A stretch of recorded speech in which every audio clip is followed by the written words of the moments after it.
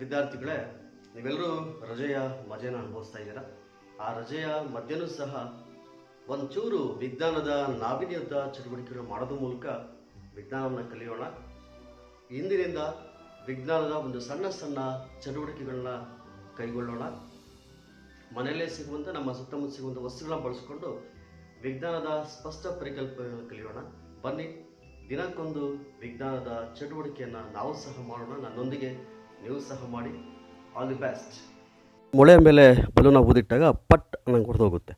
ಆದರೆ ಅದೇ ಬಲೂನ ಅನೇಕ ಮೊಳೆಗಳ ಮೇಲೆ ಇಟ್ಟಾಗ ಅದು ಹೊಡೆದೋಗಲ್ಲ. ಕಾರಣ ಏನು ಅಂತ ಆಶ್ಚರ್ಯ ಆಗ್ಬೋದು ನಿಮಗೆ, ಅಲ್ವಾ? ನಾವು ಬಲೂನ್ನ ಅನೇಕ ಮೊಳೆಗಳನ್ನು ಇಟ್ಟಾಗ ಅದು ಸಮಾನವಾಗಿ ಒತ್ತಡವನ್ನು ಉಂಟು ಮಾಡುತ್ತೆ, ಹಾಗಾಗಿ ಬಲೂನ್ ಹೊಡೆಯಲ್ಲ. ಇದು ಅತ್ಯಂತ ಸಣ್ಣ ಚಟುವಟಿಕೆ, ಒತ್ತಡದ ಬಗ್ಗೆ. ನೀವು ಸಹ ಮನೆಯಲ್ಲಿ ಮಾಡಿ ನನಗೆ ವಿಡಿಯೋನ ಕಳಿಸ್ಬೋದು. ಧನ್ಯವಾದಗಳು.